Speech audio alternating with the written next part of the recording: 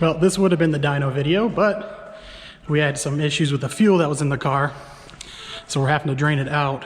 So here it is all done. Yeah, we got on the dyno. Watch your leg, Cody.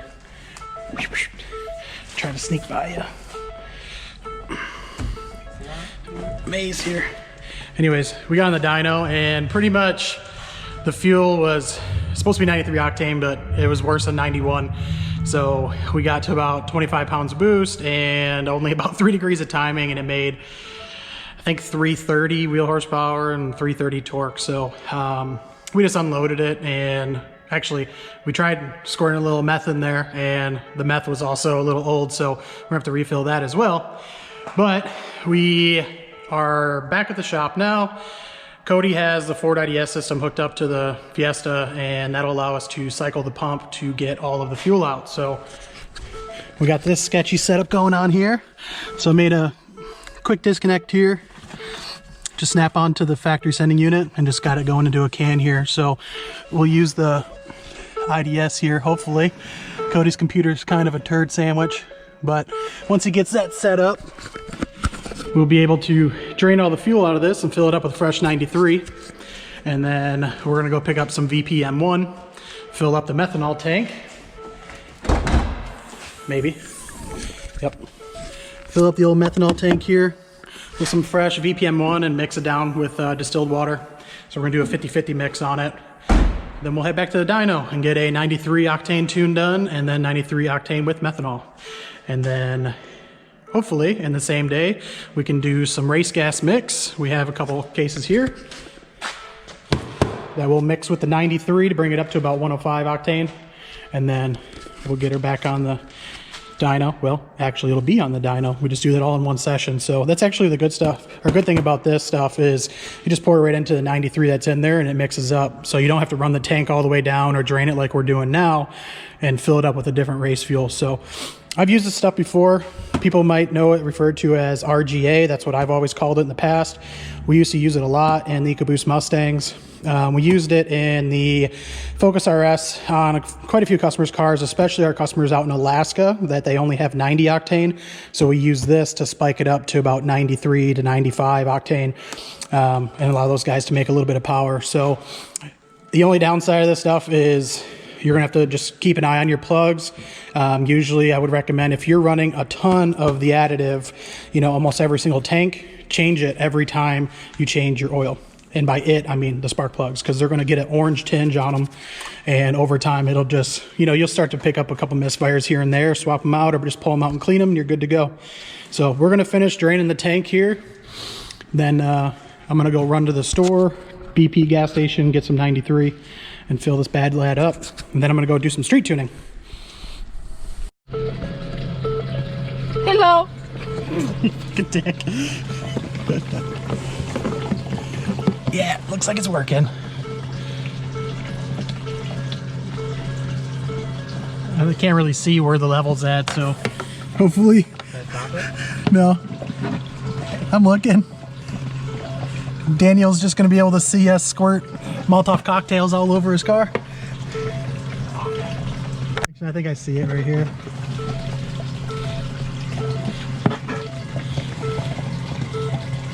Nah, I can't see it.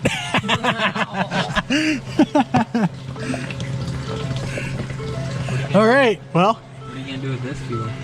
I'm just gonna dump into the truck because I don't care. So we'll run this out. Let's go ahead and kill it real quick. Let me see where it's at. All right. Well, I was a little scared it was gonna shoot fuel everywhere. So we stopped, and there was only like this much in the bottom. So it's gonna take a while.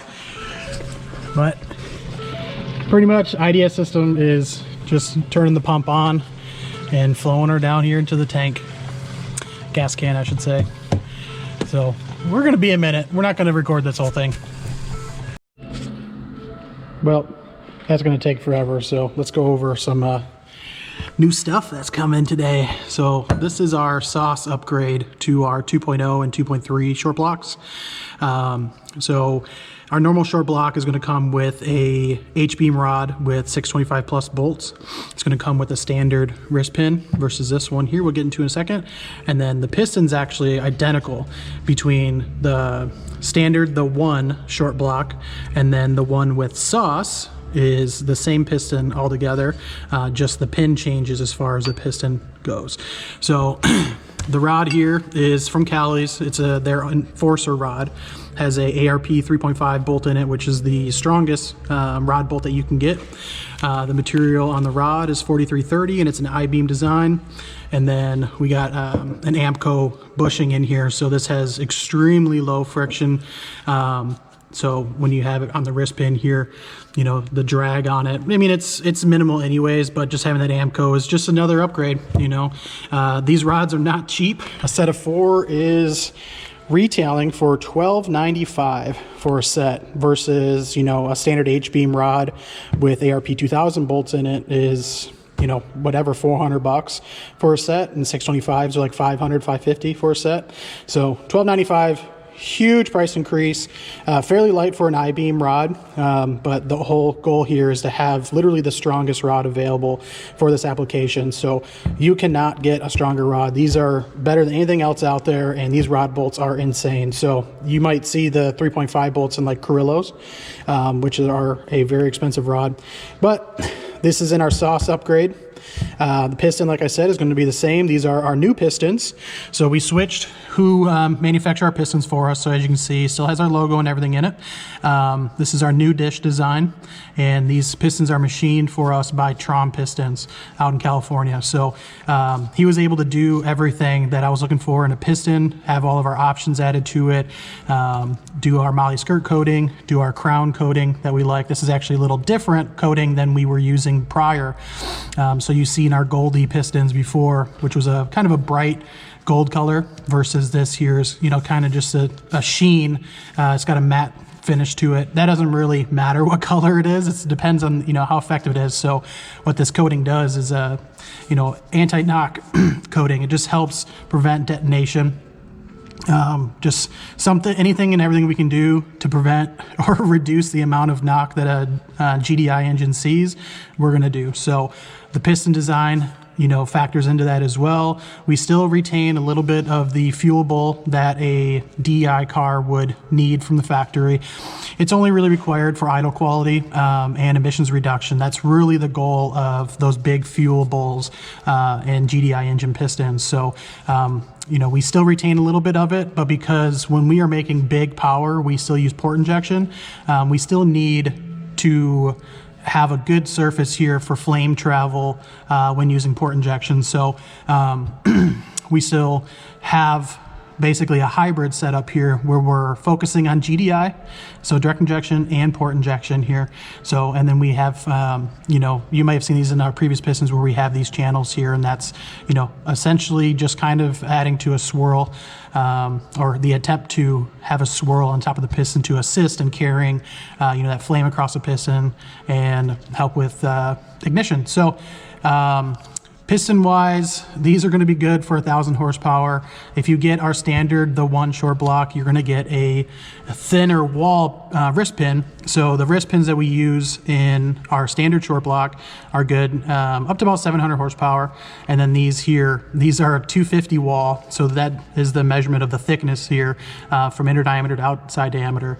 And this is a H13 tool steel material wrist pin. So this is as thick as we can get. This is the strongest pin we can get. So we could do a DLC coating, but realistically, when you're running them with the Amco bushings here, you know, it doesn't really need any DLC coating on top of it as well. So on top of the sauce upgrade giving you a just insane rod, you get the same piston, but you also get this wrist pin. The block is also sleeved as well. So we just posted up a picture on our social media yesterday of one of our blocks that we'll be using for the sauce upgrade. So we will be getting that block that's sleeved back from the machinist here next week, and then we will start to assemble it. We have 3 short blocks being built with our sauce upgrade for customers, so we'll probably cover one in the next couple of videos.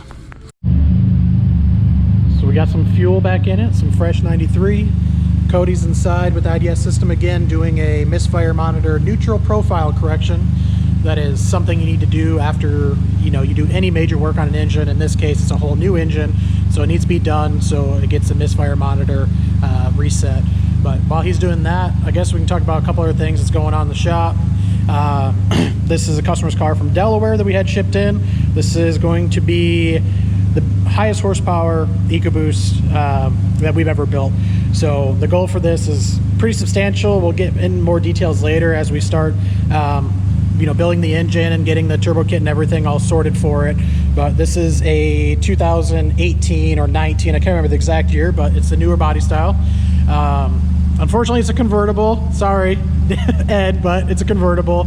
And it is on air ride, so his goal is to go pretty fast, but it's still gonna look pretty damn good too. I mean, these wheels are okay. He has much better wheels for them that make this car look awesome, I think. The hood is a little aggressive, as you can see, but overall, the car is extremely clean. He has very good taste. You can follow him on Instagram as well. But yeah, and carbon overlays on everything. Shifter is a little ridiculous, but it's pretty cool. But yeah, you look overall, the car is pretty cool. You know, it's got decent looks to it, and when it's all said and done, this thing is going to be fast. So we got a lot of custom stuff that's going on this car that has not been done before on the Ecoboost platform. So it'll be a very interesting build. So make sure you subscribe and follow us so you can see the updates on that. Woo, baby! Yeah, it's one of the things you need to do when you do the correction is rev it up. Hey Isaac, look, no gas or smoke or oil spitting out the back. Nice and fresh. Woo! Blowing out some of that oldness. Look at that. Ugh, gross. That keeps blowing out from the old engine that was in here. Keeps shooting just big chunks of old shit that was in here. But man, this thing idles so clean. I mean, it's super cold here, so obviously some condensation, but it's super quiet for what it is. Engine is dead quiet for being built and has big cams in it. And then we have this RS. This is from Florida. Cody's getting the powertrain all ready together. So this engine, I've seen in a previous video, the car was all assembled, but they couldn't get it to run. It was just a shit show. There's a lot of issues with it. This is the car that had the shop towels in the intake manifold. But we agreed to kind of redo everything for them. We normally wouldn't take a car that's been half assembled or worked on by somebody else partially.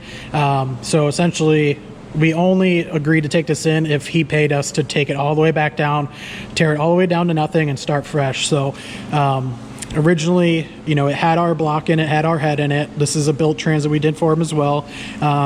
But somebody else assembled it. We sold them the short block separately, the head separately, and then somebody else built it. So this thing was a huge mess. Somebody torqued the head studs into the block, which you're not supposed to do. We had to actually use some turbo sockets to remove them. I actually have a clip of that.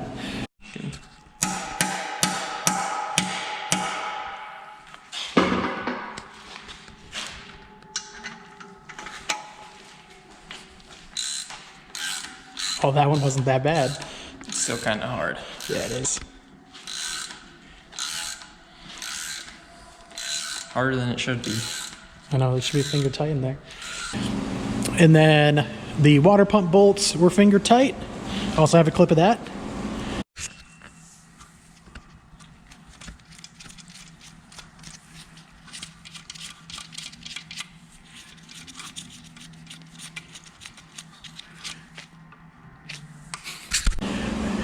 The rear main seal had a bolt broken off in it, so that would have eventually leaked. The release bearing inside the transmission was just threaded in about halfway. The bolts were all loose, so we had to address that as well. Timing, the intake cam was off by 90 degrees. The exhaust cam, hard to say how far it was off. We centered it with that, and then the intake cam was off, but it was likely off too. That usually happens because people don't remove the driver on the intake cam for this vacuum pump. You actually have to take the driver off that's in here in order to time it correctly. There was a socket on the tie rod bolt in there still, or tie rod nut. There's a socket stuck to it, and rear motor mount bolts were not in. It was just kind of just sitting there, and pretty much a whole list of things. So we tore this all the way back down to a bare short block, bought new parts and everything, and reassembled it all the way back up. So this is our old Type Z engine. Like I mentioned in the previous clip, our new short block is called the One. The crank's the same. It's 2.3 pin crank OEM. The balance shaft gear has been removed off of it and rebalanced. Has H-beam rods with 625 plus bolts, and then our old pistons, which used to be manufactured by Diamond, but we switched to Trom. So that was a short block Type Z. The head is our Type Z head, which we're carrying over. It's just going to switch names to the One. That way we keep everything together. But it's a ported head. Our Piper upgraded cams, upgraded valve springs and retainers, and then a valve job on it as well. And it's all brand new core. And then the transmission is WPC gear set treatment and micro polishing as well. Carbon line synchro upgrade, steel bearings, the factory bearings in this are plastic. They're all upgraded to stainless cage bearings, and then it also has a Wave Track LSD. All new seals, painted and re-cleaned the case, and then obviously all back assembled. So we also did a set of XDI injectors, which you can't really see. So it's XDI 2000cc injectors, has XDI Evo fuel pump upgrade. So we're not running any port injection on this. It's going to be running on race fuel and 93 octane. Cody's firing up his sweet bomb out there. Anywho, but this will go together next week. It's the end of the day today, so this is about going to do it. Actually, and it has our Zona turbo kit on it. So it was already pre-assembled when it came in. We are going to take it apart the rest of the way and then reassemble it piece by piece, just make sure everything's good, replace the drain gasket and everything on as well. But it's never been ran, so we don't have to worry about... Jesus! That fucker's loud, boy! You're going the wrong way, though. You should probably go down. God damn. Anyways, that's our Zona kit. So it's made by ETS for us. It's all their hot parts kits and everything. So instead of running a GTX turbo, we run a custom Zona turbo that we have made for us. Are you gonna get that, Cody? Oh, you just hold the button down, bro. You got it? All right. Now you're good. Jesus Christ. Anyways, that's going to do it. We're going to take off. It's maybe a short video. I don't know. I got to look at the clips. Maybe a long video. Who the hell knows? But anyways, we're going to pick back up next week on the RS. We're going to get this done. And then I was going to drive the Fiesta this weekend, but I looked at the weather and we're supposed to get like 6 to 10 inches of snow. So I am not driving it, especially with the tires that are on it. So we will pick back up next week. Ah, shit.